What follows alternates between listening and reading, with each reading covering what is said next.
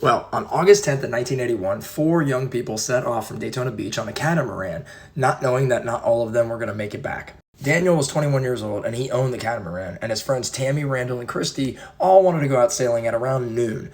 About an hour into the trip, though, they noticed there was a hole in the boat, so they immediately turned back around to head back into shore. Now, Daniel actually decided to duct tape the hole and head back out. Everybody else agreed, and at 6 p.m. that night, they headed back out. Well, unfortunately for them, the duct tape did not hold, and the boat sprang another leak. Only this time, they were also caught in a strong storm and unable to navigate back to shore. So they had to hold on to the sinking catamaran all night, hoping by morning somebody would come and find them.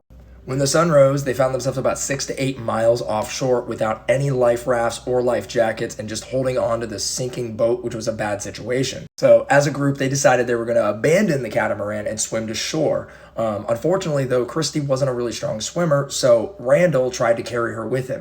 He said it was pretty exhausting because, he's carrying her and he could only do it for about 5 minutes at a time before having to rest and relax. And then they would take, another 5 minutes of a swim, and then they'd have to rest and relax again. Now, it was on one of these breaks that Tammy had said she heard Christy scream, "Shark, shark, shark," and everybody watched as she was picked up and down into the water, pulled under, pulled back up, and thrashed around, and then all of a sudden the water turned to red.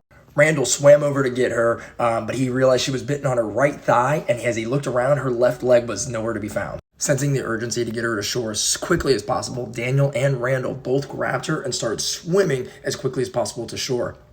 Unfortunately, about 15 to 20 minutes later, they were both exhausted, and they kind of kept going underwater from her weight of pulling them, and they were losing energy, and they were fighting to stay afloat themselves. That was when they realized that Christy was out of blood and she had died. So, unable to risk their safety any longer, they abandoned her body in the middle of the ocean. Miraculously, 8 hours later, all three of them staggered to shore, and for 3 days, the Coast Guard searched but failed to recover Christy's body.